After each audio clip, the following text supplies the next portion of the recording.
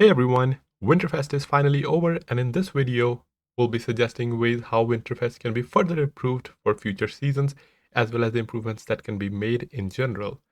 So Winterfest, I would say, was a decent event if you are a casual player, as you could earn 2 new tanks for free, as well as you get daily chest, Yule chest for first win, so you might get lucky. In addition, we also had additional Yule chest from watching Twitch as part of Twitch drops.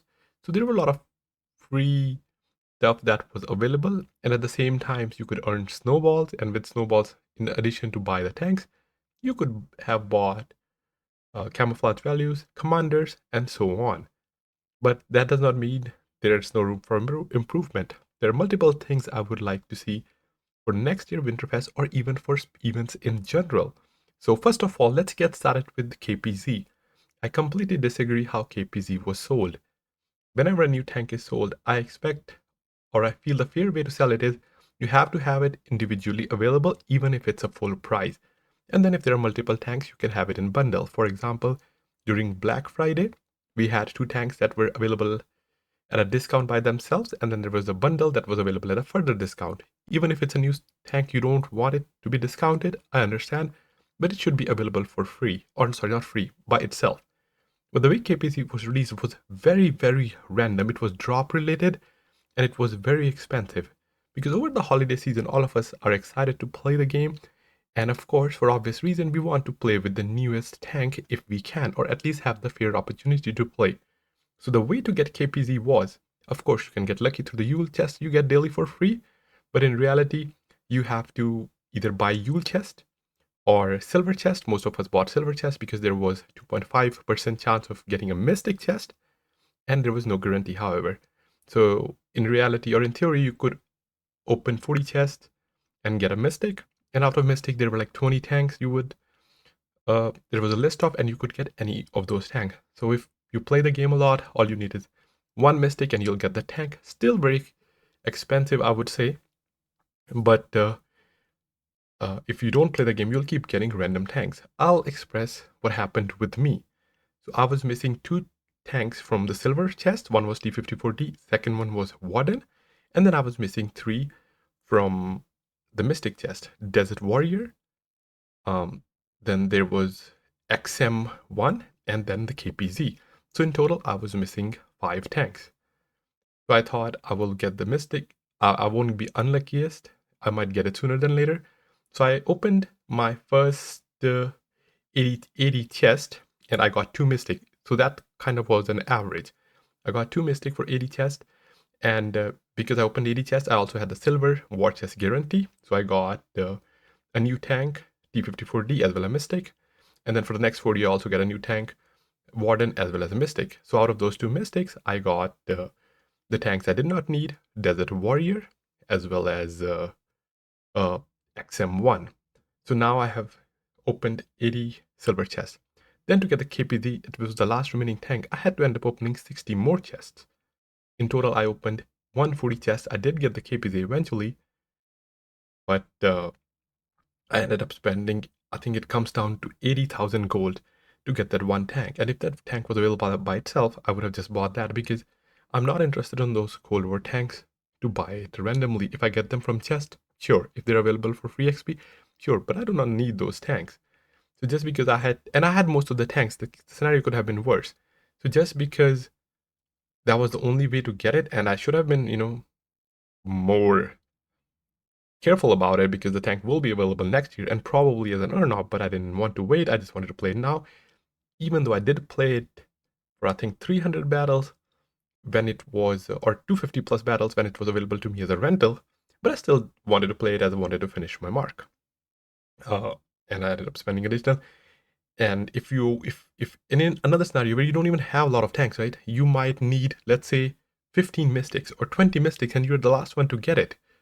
So this kind of not a very happy feeling when you can't get a tank that you want, and now you end up getting these tanks that you won't even play, and it's no value of to you. Especially in my case, a lot of people, they play either World War Tour, Cold War, and they get a tank from a different mode, and this just makes it further useless.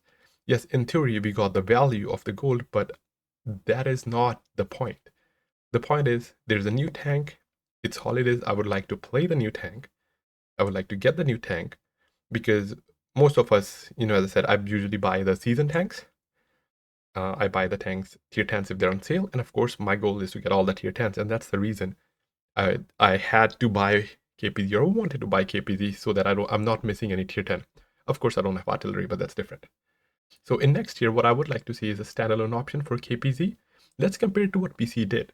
So PC had, I think, 5 new tanks, 4 or 5 if I'm not mistaken, but they had a guarantee of getting the new tank as well as a separate drop rate. So even though we could earn 2 and then get 2 from chests, I mean T54D, you could also get it from bundle, but we were able to earn 2 tanks for free. In PC, you couldn't get any tank for free. However, there was a guarantee, so at max, you would spend, I think, around $250 and you can get all 5 tanks. Plus, that's $50 plus tax. Plus, you will get a lot of other actual valuable things like gold. I'll give example of 2 players that I know. So one of them spent $100 on PC War Chest and he got 70,000 gold and all 5 tanks because he got lucky. Another one who wasn't so lucky, he spent $250 like so to get that absolute guarantee of getting all 5, and he got those 5. Then in addition, he got 130,000 gold plus other items that I'm not mentioning. I'm just listing gold as that's the common component used in both.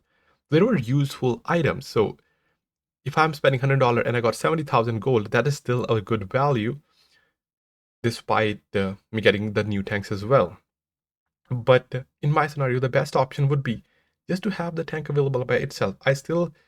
PC Wave was slightly more forgiving. It was better, but ours wasn't that forgiving. So I would want, as I said, PC was better, but in my recommendation, the tank should be available by itself. Then of course you can add them in a bundle as well for those who wants to buy it, and bundle could be discounted like they do it during different events. But I do not want to see in the future the tank, if it's getting released for the first time, you can add them in tank chest if it's on resale, after a while, but for the first time it should not be in a tank chest.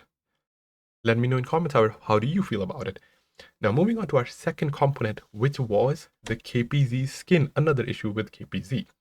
So the KPZ they gave it an Ice Queen skin. So this is the appearance of KPZ without the skin. There's a shovel in front, and you see you can see the armor model. So skins are only supposed to alter the visual appearance of the tank. They should not change the armor model. That is what skins are supposed to be for.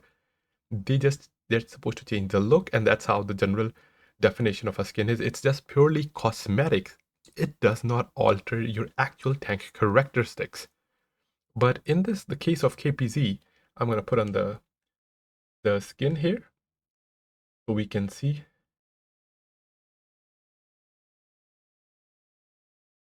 As you will notice now, it removes the shovel, and I think it changes the armor, the horns. I think the horns they were getting displayed in the armor viewer from what I remember, but they're not. But the shovel is gone. But what people say, the angle is changed as well. The point I'm trying to make is, if you don't have the KPZ and you go to module viewer or armor viewer, you will see the default armor. And if you don't have the skin, you have no way of realizing or knowing what the exact armor for the tank is, which is just unfair. That's not what skin's supposed to do. They should not even change your reticle. I know some of the skins kind of alter the outline. I'm not a fan of that either. Skin should purely be cosmetic. They shouldn't alter other player experience, be it changing the armor or how the outline is. I am completely not a fan of it, and I hope Wargaming do not do that in the future. There might be some other tanks that have similar issue with the skin, not that I'm aware of in World War II. Of course, we have tanks like, Chimera and Inferno Chimera, where Inferno has like horns, but those are two separate tanks. But even in that case, the regular Chimera is just useless compared to Inferno, as it has much more armor. Same goes for Bellerophon and Centurion 5-1. But in those cases, you can at least see different armor going to armor viewer, so you know what to expect But in case of KPZ, you can't. And the same problem is in E100 as well, especially if you use the eye skin. Both, no matter what gun you equip, it'll show you the same length. So if you're an opponent, you want to know what gun he's using. You can't trade effectively unless he fire at you the first shot. Again, creating a very unfair scenario, and that should not happen. The model, the skin should not alter the physical model of the tank.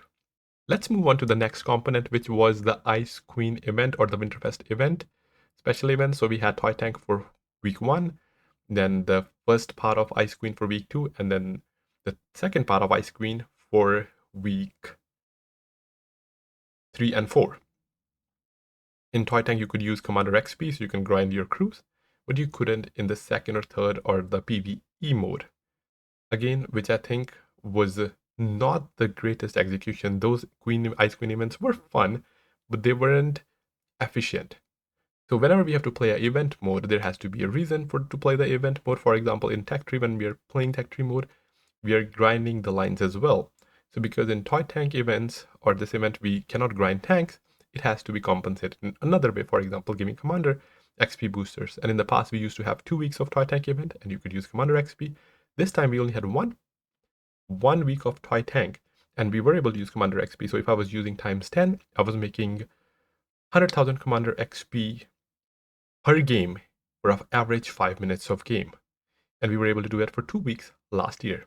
However, this year it was only 1 week, and then when we moved to the Ice Queen event, the phase 1 and phase 2, for 3 weeks in total, we were not able to use Commander XP. So in theory, for the first Ice Queen event, I would play for 10 minutes and only get 10,000 crew XP. And the events, they were nicely designed and were fun to play, but wasn't fun to play to repeatedly play the event again and again.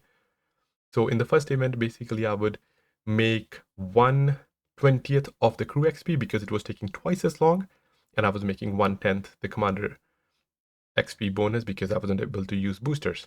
Then in the third event, it would take 3 times as long. It would take up to almost 15 minutes. And again, you couldn't use boosters, so it would be 1/30th less efficient for grinding crews, giving me a reason not to. I did play Toy Tank mode earlier, you would get those snowballs. It was fun, not gonna lie. But I just didn't find the second two modes that efficient in terms of grinding, because I'm not grinding tech tree lines. I'm playing this mode that is giving me no benefit at all. Except, sure, it's fun the first 2 times you play it. There was a community op, sure. But other than that, there is no event. So what they could have done, first of all, definitely make the Commander XP boosters applicable to all modes. Second, I would say the Toy Tank mode should be 2 weeks, and then the Ice Queen event or the other event should be 1 week each. I think, in my opinion, the Ice Queen events could have been pre-Christmas when the event started. Though the first week is stage 1, second week is stage 2, and then the last 2 weeks are Toy Tank events because that's where more players are available. They have more holidays, and they can enjoy that mode more because you have the option to replay it again and again and regrind the crews. So definitely twice should be the 2 weeks. We should have the Toy Tank modes, and then 1 week for the remaining, and then crew XP or Commander XP should be applicable throughout the event for all 4 weeks. But at least we won't have to suffer, giving up Toy Tanks or crew XP grinding for the new events, and players can enjoy one without giving up the another one. As part of Winterfest, the winter maps were also at a heightened frequency. The maps included Arctic Region, Cliff, Erlenberg, Fedwang, Malinovka, Mountain Pass, Severogorsk.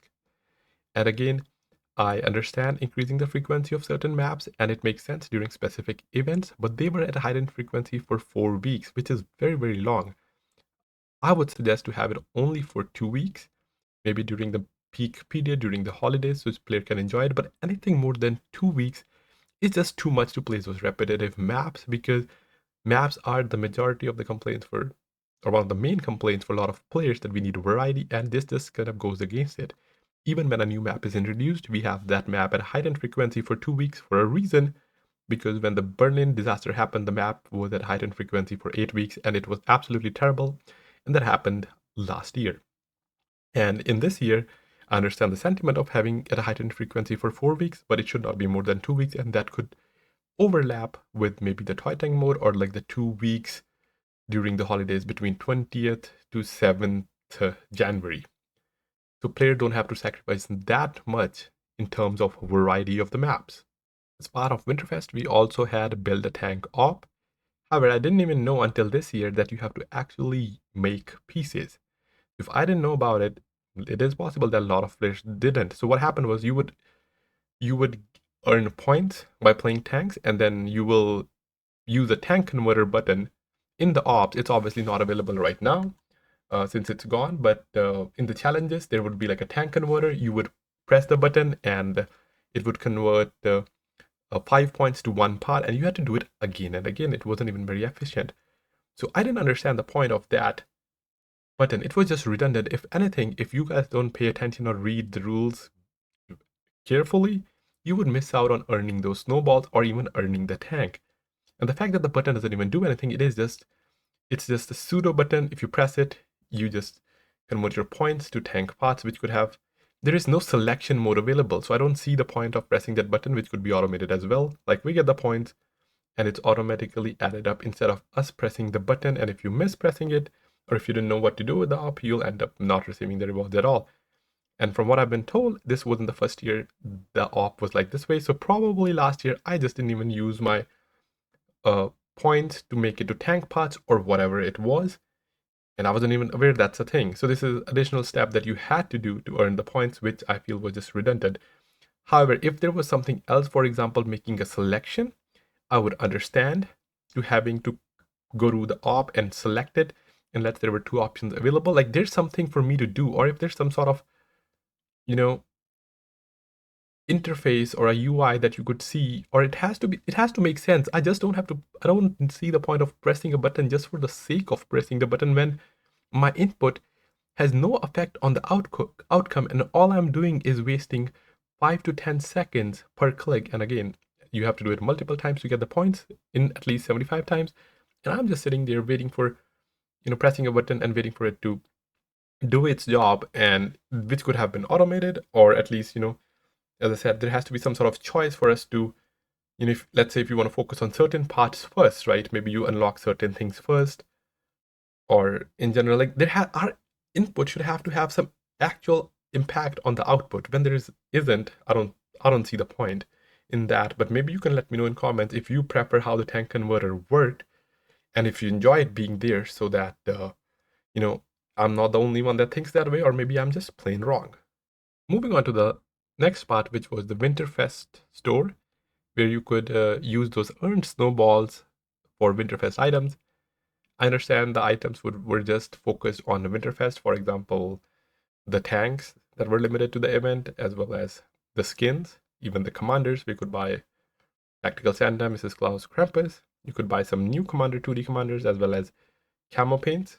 However, it would have been nice if you could get some additional options. So let's say if we have the snowballs, if players wanted to use the snowballs to buy XP boosters or commander boosters, or even silver boosters, right? I understand that might not be strictly part of Winterfest, but I don't see the hard restriction of not having them. I think additional option would make those snowballs more valuable, because a lot of the players currently, what they did was they bought items and then they sold for silver to get the silver. But instead, if they had an option to buy the boosters, even if it's an XP or commander XP, that would have helped. On a personal note, I would say we did get a VO for Tactical Santa, but it would be nice to have a VO for Mrs. Claus as well as Krampus. That's it for this video. Make sure to let me know in comments if you agree with my suggestions, or if you have some other suggestion of your own, as well as if you disagree with my suggestion. Now, as always, make sure to like and subscribe if you haven't already, and I'll catch you in the next one. Have a great rest of your day.